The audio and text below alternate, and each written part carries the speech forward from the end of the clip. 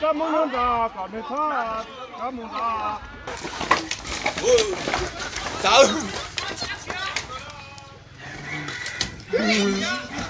Tôi được chết rồi, tôi được cắt thai đừng cho nữa. Ôi chịu một tôi nào. Lán tháo rồi. Dạ ơi. Tôi dưa. Ôi lần gì một to. Mà lấy một cân. Mà lấy ra chưa? Một to nếu treo chưa? Tôm.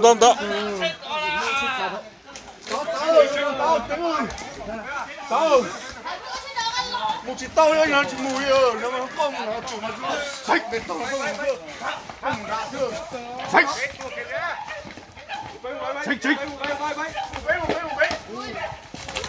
Sạch. Này hài hồ nó giả. Con này thì không phải.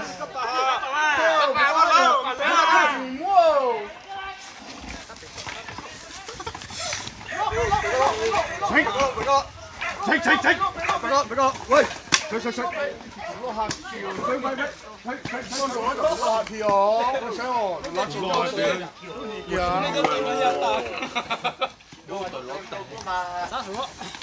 Đó, thế mà ta có mua cái chỉ mua kia này, mua được lò mà lát to rồi. Rồi mua to lát to hả? Sạch. Thoát đầu nó sừng bay xí. Thoát đầu một tao là cắt chân lên đâu nhưng muốn đập tao cái nói đúng. Tao có khó đấy kìa, tao có thoát lắm một to lắm tao con không cái đẹp. Nó còn đâu còn mua tao luôn đó. Có thế. Sạch.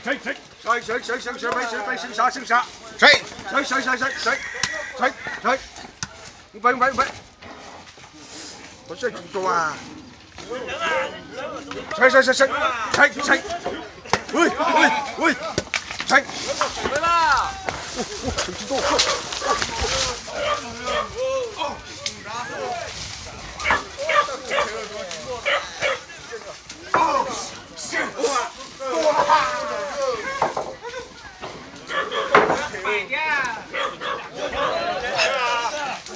Một cái đó.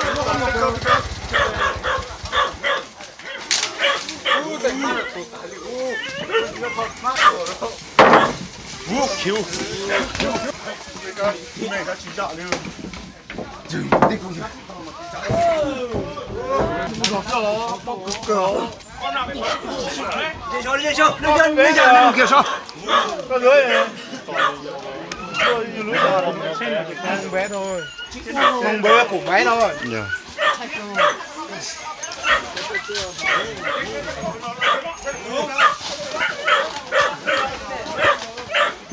Nó có rượu. Tốt. Thì đó bây. Mình sẽ làm nhất là có lo về nó. Đâu. Thế này nhất là có lo một to. Còn muốn gì mua nó gì nó đó về.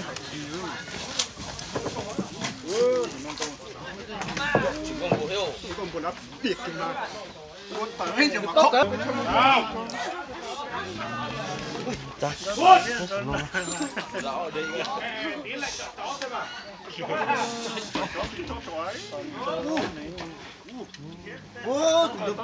Lên cho người ta lên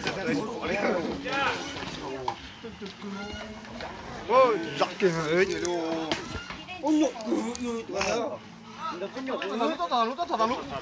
Số thả lúa. Cái gì chứ? Mua lần đó. Thoát mà rồi thoát rồi đá mù nhá. Thoát rồi cái mù nào tao đá mù nhá. Nếu mà thoát mà nó đá cho xiết này. Mù đó phải nào.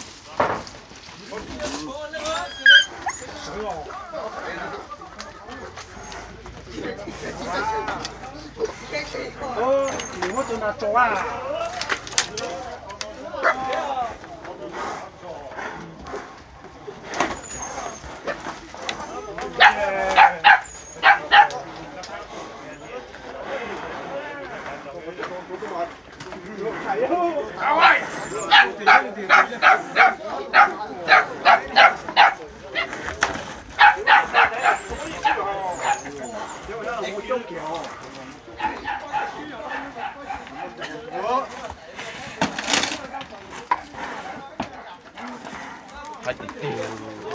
tích cửa.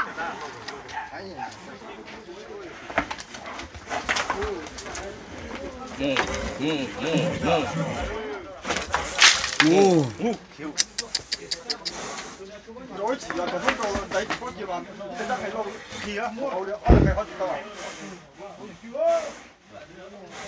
Nó chỉ nó cái gì này để chắc rồi này.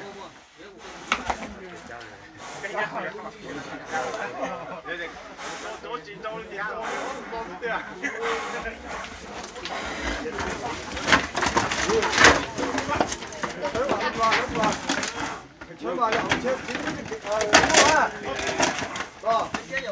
Giờ trên xe cái lồng mua thì chỉ lồng mua tàu chỉ nó chỉ nó sao lồng mua tàu à?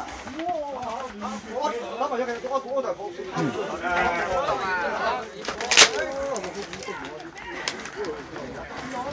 Thấy vậy.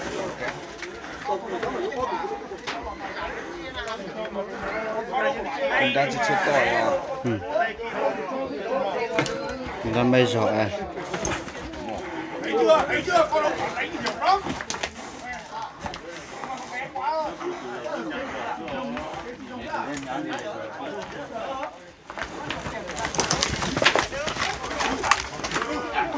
Còn lẽ chưa còn lẽ Ui, ui.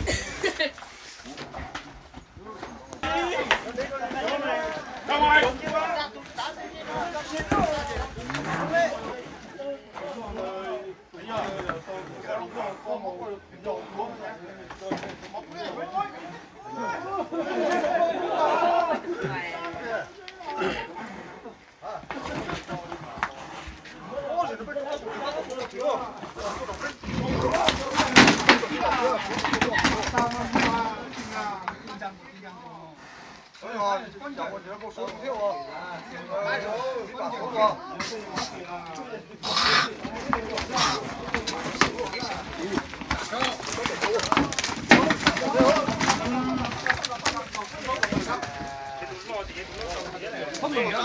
Bây giờ kéo trâu về đây. Không tầng đó, không tầng đó.